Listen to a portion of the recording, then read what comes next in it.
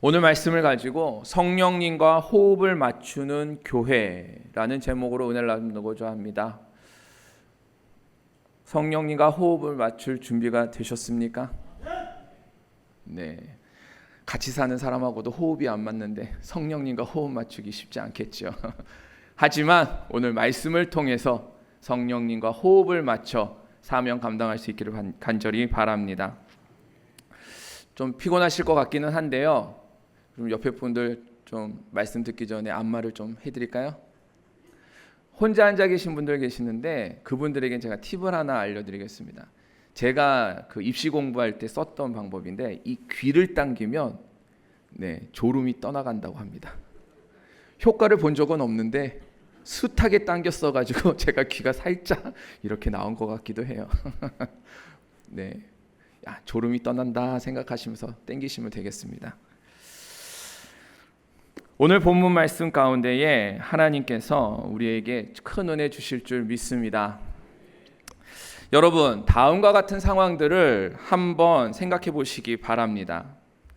암 전문가인데 암에 걸렸습니다. 또 경찰관인데 보이스피싱을 당했습니다. 소방관인데 집에 불이 났습니다. 어떠실 것 같아요?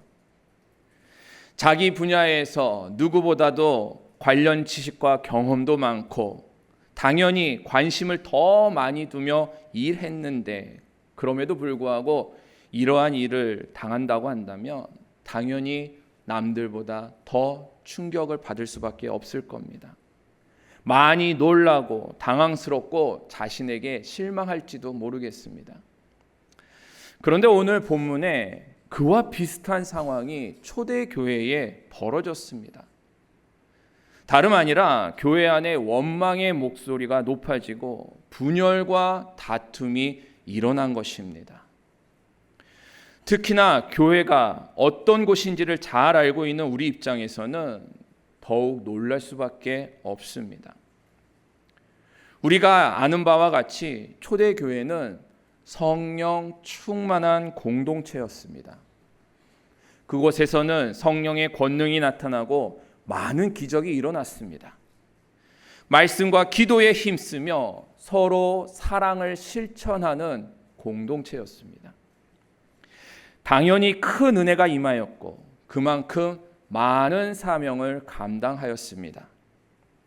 특히 복음 전파의 중심지로서 죽음도 두려워하지 않고 아주 담대하고 거침없이 복음을 전하였던 교회입니다.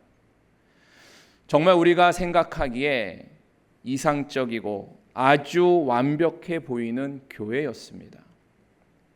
그런데 이처럼 성령 충만하여서 완벽해 보이는 교회에 다툼과 분열이 일어나고 원망하는 자들이 생겨나게 된 것입니다.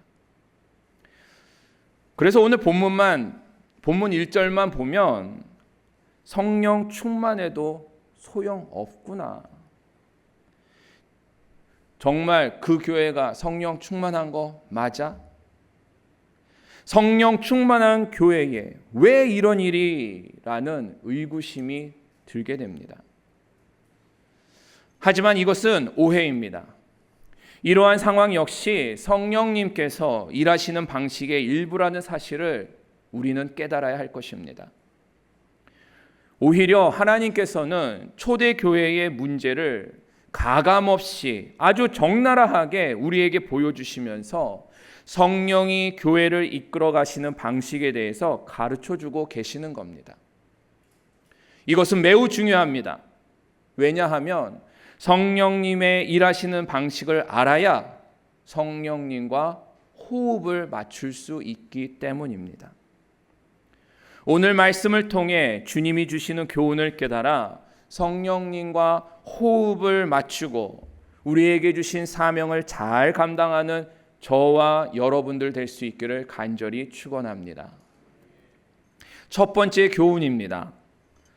성령 충만은 완벽함을 의미하지 않습니다.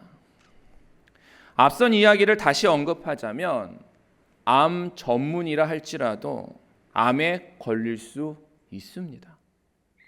경찰관이라 할지라도 얼마든지 보이스피싱 당할 수 있습니다. 소방관의 집에도 불이 날 수 있습니다. 왜냐하면 모두가 사람이기 때문에 그렇습니다. 사람이기에 연약하고 실수하고 문제가 생길 수 있습니다. 이와 마찬가지로 성령 충만한 성도라고 할지라도 그 가운데에 얼마든지 넘어질 수 있고 실수할 수 있고 허물이 드러날 수도 있습니다. 이건 역시 사람이기 때문에 그렇습니다. 성령 충만함은 완벽함을 의미하지 않습니다. 성령 충만은 말 그대로 우리의 마음의 중심이 성령님께 집중하여서 충만해진 것을 의미합니다. 우리의 관심과 생각이 오직 성령님께만 집중되어 있는 것입니다. 마치 이와 같습니다. 수험생들은 무엇에 집중하고 있을까요? 공부에 집중합니다. 예비 신랑 신부들은 무엇에 집중할까요? 결혼에 집중합니다. 갓난아이를 낳은 엄마는 누구에게 집중할까요? 아기에게 집중을 합니다. 그 마음이 온통 아기에게 가득 차 있고 공부로 가득 차 있고 신혼집, 결혼식 준비에 가득 차 있습니다. 이렇게 그 마음이 집중하고 있듯이 성령님께 나의 생각과 마음을 집중하는 것이 바로 성령으로 가득한 성령 충만입니다. 하지만 이것이 완벽을 의미하는 것은 아닙니다. 마치 이거와 같습니다. 수험생이 공부에 집중한다고 해서 하루아침에 모든 시험 문제를 다 풀 수 있는 것은 아닙니다. 결혼을 준비하는 예비 신랑 신부가 혼인에 집중한다라고 해서 결혼 생활이 첫날부터 완벽해지는 것도 아닙니다. 출산한 어머니가 아기에게 집중한다라고 해서 한순간에 완벽한 부모가 되는 것도 아닙니다. 이렇듯 성령님께 집중한다라고 해서 모든 것이 한순간에 완벽해지는 것은 아닙니다. 계속해서 시행착오를 겪어야 하고 다듬어져야 하는 것입니다. 그렇다 보니 교회가 성령 충만하기 위해서 열심히 기도하지만 여전히 완벽하거나 완전하지 않을 수 있습니다. 성령 충만은 우리의 생각과 관심과 노력을 세상이 아닌 성령님께로 향하는 것이기 때문에 그렇습니다. 그렇기에 저 사람은 기도한다면서 왜 저래? 기도 많이 하고 성령 충만하다라는 사람도 별거 없네. 왜 우리 교회가 기도한다면서 왜 이런 거야? 라고 생각하시면 안 됩니다. 기술자는 반복 숙달을 통해서 기술을 습득하여 완벽에 가까워질 수 있습니다. 하지만 신앙은 그렇지 않습니다. 우리가 성령 충만을 위해 날마다 기도하는 것은 단지 우리의 마음이 흐트러짐 없이 날마다 성령님께 집중하기 위함이지 마치 기술을 습득하듯이 완벽함을 터득하기 위함이 아닙니다.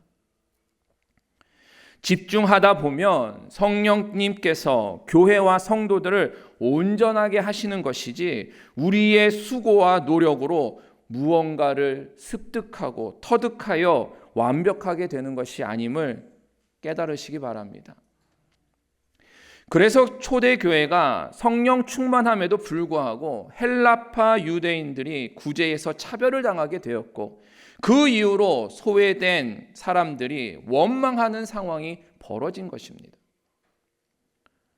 이는 교회가 성령님께 집중하고 있음에도 여전히 사람들의 부족함과 한계로 문제가 나타날 수 있음을 우리에게 보여주는 것입니다. 사랑하는 성도 여러분, 세상엔 완벽한 교회가 없습니다. 완벽한 교회에 대한 환상을 버리시기 바랍니다. 아무리 성령으로 충만해도 언제든지 얼마든지 문제는 생길 수 있습니다. 우리의 심령이 성령님께 관심을 가지고 집중하고 있다 하여도 여전히 우리의 육체는 한계를 가지고 있고 우리 내면에 오랜 세월 익숙하게 자리 잡고 있는 여러 습관들이 있기 때문에 그것을 한순간에 극복하고 완벽하게 된다라는 것은 불가능합니다. 사도 바울이 나는 날마다 죽노라 라고 이야기한 것이 바로 이겁니다. 성령 충만했던 사도 바울도 한 번에 되지 않고 날마다 죽어야 하는 경험을 했던 것입니다. 이것은 초대교회뿐만 아니라 오늘날 우리에게도 마찬가지입니다. 날마다 성령 충만하기를 기도하여도 내 삶에 그리고 내가 속한 공동체에 얼마든지 문제가 발생할 수 있습니다. 그래도 우리는 뭐 해야 될까요? 뭐 해야 될까요? 기도해야 합니다. 기도해도 소용이 없는데 왜 하냐라고 이야기할 것이 아니라 발생한 문제 속에서 사람의 방법이나 생각이 아닌 오직 성령의 능력으로 문제를 해결하기 위해서 성령님께 더 집중하기 위해 더 기도해야 하는 것입니다. 문제가 터지는 것을 보면서 내 기도가 부족했구나라고 자책하거나 죄책감을 가질 필요 없습니다. 기도해도 소용없구나라고 낙심하고 포기해서도 안 됩니다. 단지 이 문제를 두고 더 기도에 집중하면서 성령님께 더 집중할 수 있기를 바랍니다. 그리고 문제 속에 거하시며 일하고 계시는 성령님을 믿음의 눈으로 바라보는 저와 여러분 될 수 있기를 간절히 축원합니다. 문제가 없는 교회는 없습니다. 성령 충만해도 문제는 생기고 완벽해지지 않습니다. 문제 앞에 불평하고 원망하고 낙심할 것이 아니라 그 문제 가운데에 일하고 계시는 성령님을 볼 수 있기를 간절히 축원합니다. 두 번째 교훈입니다. 문제 해결을 위한 성령님의 방식을 배워야 합니다. 앞에서 살펴본 바와 같이 완벽한 교회는 없습니다. 기도를 열심히 하는 교회 혹은 성도라 할지라도 얼마든지 문제는 발생할 수 있습니다. 중요한 것은 문제가 있느냐 없느냐가 아니고 그 문제를 어떻게 바라보며 해결하느냐입니다. 이것이 성령님이 일하시는 방식입니다. 신앙생활하면서 겪게 되는 많은 문제 속에서 우리가 바라는 것은 이겁니다. 하나님의 뚜렷하고 선명한 음성. 내지는 확실하게 한쪽 문만 열리고 한쪽 문은 닫히는 기적. 이런 식으로 하나님께서는 우리에게 응답해 주시고 나는 고민 없이 하나님의 인도하심을 받고자 하는 것이 우리의 바람입니다. 물론 그렇게 응답하실 때도 있지만 오늘 본문은 그런 방식이 아니라 일반적으로 우리에게 나타나는 방식을 보여줍니다. 바로 영적 분별력을 주시는 것입니다. 성령님께서는 헬라파 유대인과 히브리파 유대인들이 겪는 갈등 속에서 어떤 신비한 음성이나 현상으로 해결책을 제시하지 않으셨습니다. 성령님은 사도들에게 그 문제의 본질을 파악하고 적절한 해결책을 얻을 수 있도록 분별력과 지혜를 주셨습니다. 사도들에게만 주신 것이 아니라 성도들에게도 사도들의 제안이 좋다라는 것을 분별할 수 있도록 해 주셨습니다. 즉, 이 문제는 단순히 구제에 대한 방법적인 문제가 아니라 교회가 가지고 있는 사명의 본질 그리고 사역의 분배가 더 중요하다라는 것을 깨닫게 하신 것입니다. 그래서 성령 충만한 사람들을 세워 구제 사역을 맡기고 사도들은 더 본질적인 말씀과 기도에 집중하기로 결정한 것입니다. 그렇습니다. 성령님께서는 답을 지시하시는 것이 아니라 문제를 해결하기 위해 사도들과 성도들에게 영적 분별력을 제공해 주신 것입니다. 또한 성령님께서는 공동체의 화합과 순종을 이끌어내셨습니다. 백인 백색이라는 말이 있습니다. 100사람이 모이면 100가지의 다양한 색깔이 나오는 법입니다. 각자의 생각과 바람이 다 다르기 때문입니다. 그만큼 사람의 마음을 하나로 모으기란 참 어렵습니다. 제각각 목소리를 높이게 되면 그것은 더 어려워집니다. 그런데 오늘 본문에서는 사도들의 제안에 온 무리가 기뻐하며 동의하였다라는 것을 볼 수 있습니다. 근본적인 문제 해결을 위해 제시된 구체적인 방침이나 규율은 아무것도 없었습니다. 단지 성령 충만한 집사들을 세우고 사도들은 말씀과 기도에 집중하겠다라는 것이 전부였습니다. 그런데도 모든 성도들이 마음을 같이하고 순종하는 것을 볼 수 있습니다. 이때 사도들은 자신들의 권위와 사역을 고집하지 않았습니다. 자신들이 하던 매우 중요하고 민감한 일을 아무런 미련 없이 집사들에게 맡겼습니다. 교회도 그런 일에 대해서 찬성파와 반대파가 나뉘지 않고 겸손하게 받아들이며 오히려 마음을 모아 순종하였습니다. 이 모든 것은 교통의 영이신 성령께서 하신 것입니다. 교회가 성령 충만하여서 기도하다 보니 성령님의 이끌리신 가운데에 마음이 모이게 된 것입니다. 내 생각과 내 판단이 아니라 성령님이 기뻐하시는 것이 무엇인지 집중하고 성령님께서 기뻐하실 만한 모습을 순종하게 되었던 것입니다. 이것이 바로 성령님께서 일하시는 방식입니다. 성령님께서는 정답만 적어놓은 정답지처럼 우리에게 일하지 않으십니다. 성령님은 기도하며 성령 충만한 자들이 영적 분별력을 갖게 하시고 그들의 모임 속에서 성령의 지혜를 따르고 마음이 하나 되게 하십니다.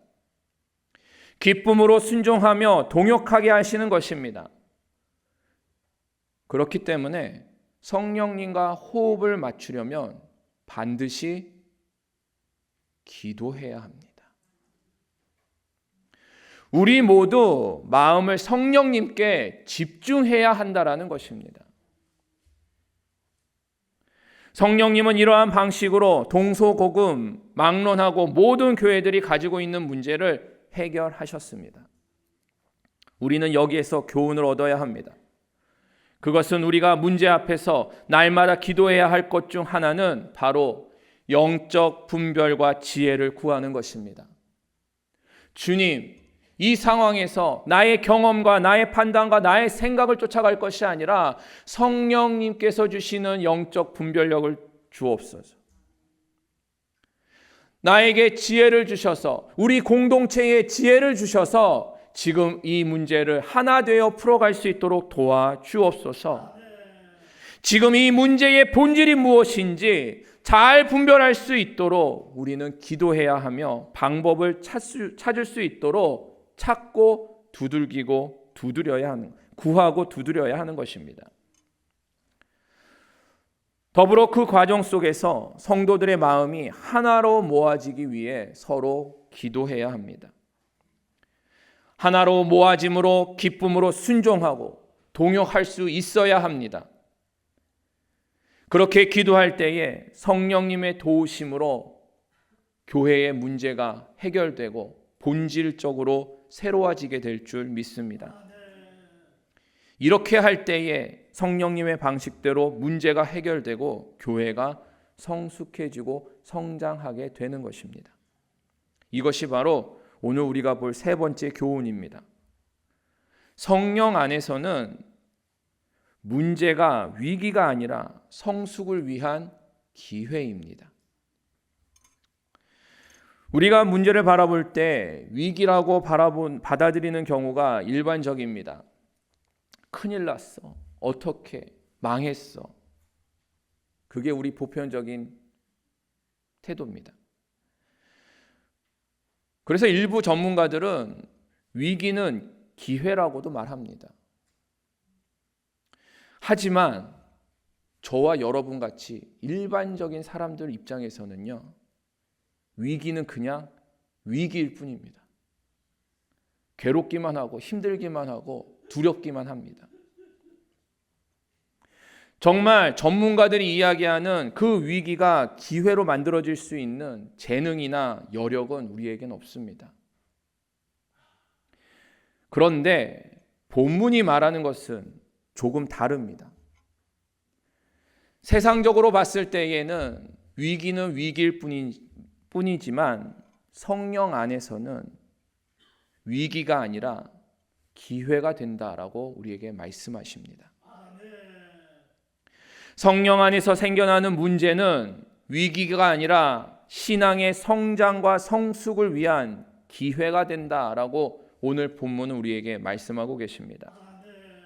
왜냐하면 그 문제 안에 성령님께서 일하고 계시기 때문에 그렇습니다. 성령 충만한 교회라도 완벽하지 않기에 온전함을 이루기 위해서는 깎이고 다듬어져야 할 부분들이 참 많습니다. 그런 의미에서 성령 충만한 교회에서 발생하는 문제는 하나님께서 우리의 부족함을 드러내어 성숙으로 이끄시는 과정임을 믿어야 합니다. 바로 오늘 본문에 나오는 초대교회가 그랬습니다. 이 예루살렘 교회는 구제 문제를 계기로 새로운 사역 구조를 마련하게 되었습니다. 그 결과 하나님의 말씀이 더욱 왕성하여 전파되었으며 제자의 수가 크게 늘었다라고 이야기합니다. 심지어 제사장들까지도 제자가 되었다라고 이야기합니다. 왜 그랬을까요? 그들의 사역 구조가 바뀌면서 사도들이 말씀과 기도에 집중하다 보니 교회가 감당해야 할 본질을 회복한 것입니다. 그 본질 안에서 하나님께서 모이는 자들이 많게 하시고 구원받는 자들이 더 많아지고 교회가 성숙해지게 해 주신 것입니다. 오늘 우리 교회에도 문제가 발생할 때 이를 성령님께서 교회를 성장시키시고 성숙해 하시기 위한 과정임을 받아들이고 기도하며 하나님 앞에 응할 수 있기를 주님의 이름으로 간절히 축원합니다. 이것은 개인도 마찬가지입니다. 하나님의 자녀로서 기도하며 성령 충만하기를 힘쓰는데 도대체 왜 내 삶에는 이해할 수 없는 문제들이 끊임없이 발생하는가? 여러 가지 의심이 들고 괴롭지만 오늘 말씀 가운데 우리는 깨달아야 합니다. 얼마든지 문제는 발생할 수 있습니다. 인간관계에서 혹은 재정적으로 건강의 문제로 다양한 문제가 우훈죽순처럼 막 땅에서 올라올 수 있습니다. 그런데 그러한 크고 작은 문제들 앞에서 결국 하나님의 뜻은 나의 신앙이 성장하고 성숙하게 되는 것에 있음을 믿으시기 바랍니다. 하나님은 우리의 믿음이 온전케 되기를 원하고 계십니다. 그래서 기도하는 사람임에도 불구하고 성령 충만한데도 불구하고 주님께서 다듬고 깎고 성장시키고 성숙해 하시기 위해서 우리에게 많은 문제 가운데에 이겨내게 하시는 것입니다. 이것을 깨닫고 기도하는 교회는 더 성장하고 성숙해질 것이며 온전하게 되겠지만 그 문제를 위기로만 보고 걱정하고 염려하고 낙심하며 분열하고 다투기만 한다면 결국 그 문제는 교회를 허물고 좀먹게 할 것입니다. 이것은 개인의 삶도 마찬가지입니다. 저는 우리 교회가 정말 성령 안에서 온전함을 이루는 교회가 되기를 간절히 원합니다. 그 과정 속에서 많은 문제들이 드러날 수 있습니다. 내가 섬기는 부서에서, 구역에서, 선교회에서 관계의 문제가 생겨날 수도 있고 생각지도 못한 여러 가지 다양한 일들이 벌어질 수 있습니다. 뿐만 아니라 나의 가정과 나의 삶에서 여러 일이 벌어질 수도 있습니다. 하지만 그때마다 우리가 할 일은 단 하나입니다. 기도하며 성령님께 집중하고 성령 충만하여서 영적으로 분별하고 지혜를 얻으며 마음을 하나로 모아 순종하는 것입니다. 그렇게 할 때에 우리 교회와 우리 가정은 더욱 온전하여지며 성령께서 인도하시고 하나님의 통치를 받는 하나님의 나라가 될 줄 믿습니다. 말씀을 맺습니다. 성령 충만한 교회도 문제는 생길 수 있습니다. 그러나 성령님은 그 문제를 통해 우리를 다듬어 가시고 성장시키십니다. 오늘 우리 교회와 나의 삶 속에서 겪는 문제도 마찬가지입니다. 이 모든 것이 하나님 나라의 온전함을 이루어 가시는 성령님의 일하는 방법임을 깨달으시기 바랍니다. 기도하며 성령님께 집중할 때에 하나님께서 주시는 영적 분별력과 지혜로 문제를 해결하고 교회와 가정, 우리의 삶이 더 온전해질 줄 믿습니다. 성령님의 일하시는 방식을 잘 깨달아 성령님과 호흡을 맞추는 저와 여러분들 될 수 있기를 간절히 축원합니다.